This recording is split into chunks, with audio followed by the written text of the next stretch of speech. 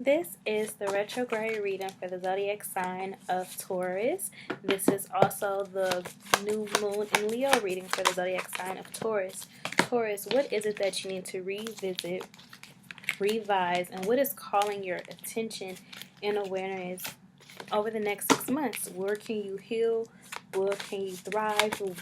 Where can you be better? What's working? What isn't working, Taurus? What is it that we have? Okay. Alright, Taurus, let's see what we have.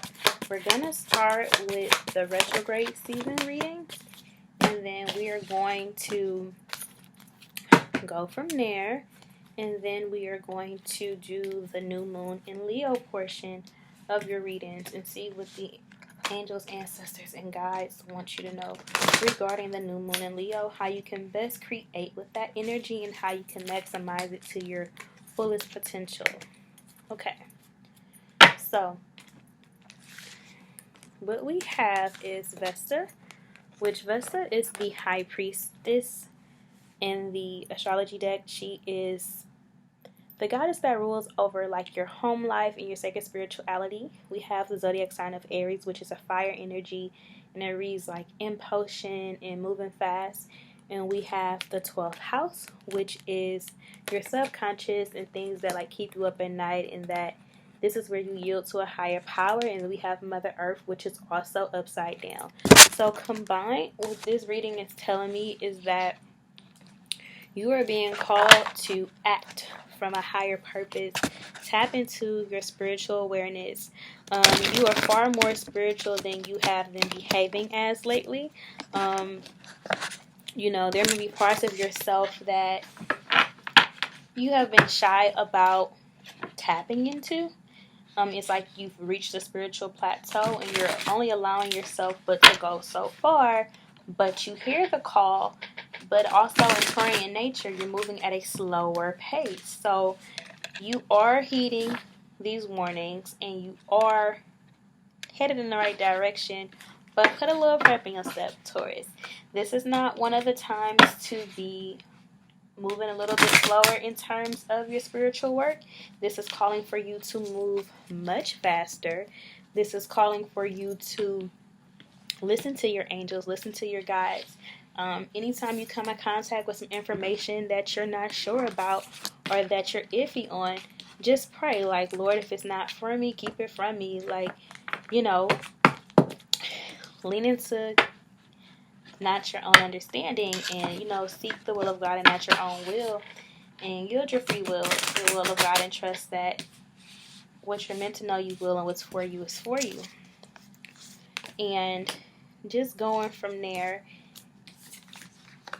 Now, when you have Vesta in Aries, you are being called into swift action towards your spiritual purpose, being that the 12th house is the house of spirituality. So what is it that God is asking you to do on a spiritual level that you've kind of been like avoiding or a little bit shy about? Like, it's okay to take a leap of faith and trust that things are going to work out, even though you're a very hardworking sign and you believe in like tangible aspects and tangible results.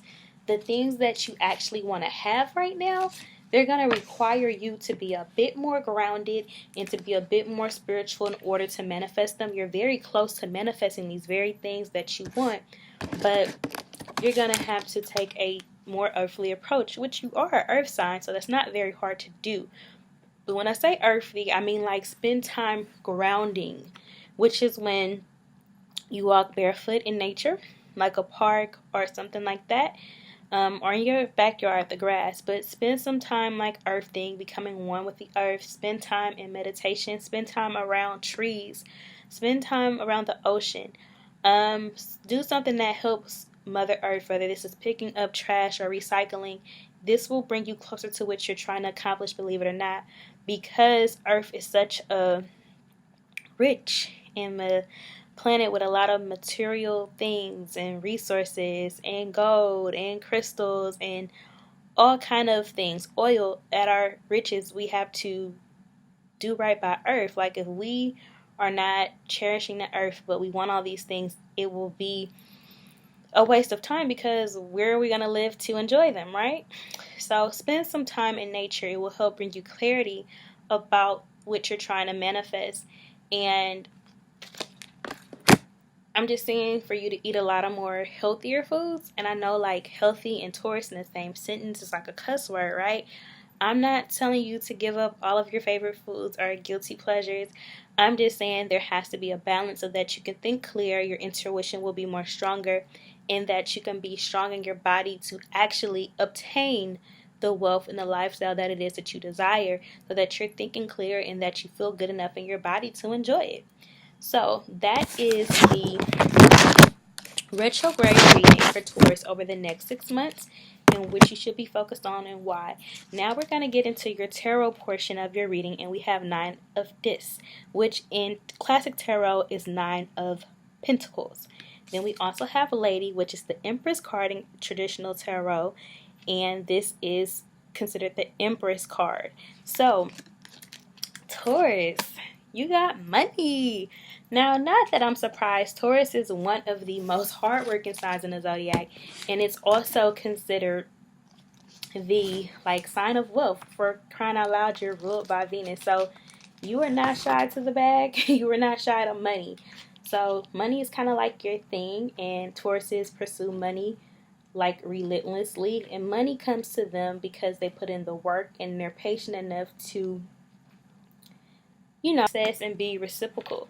So 9 of Discs, what is it that you need to manifest under this Leo new moon?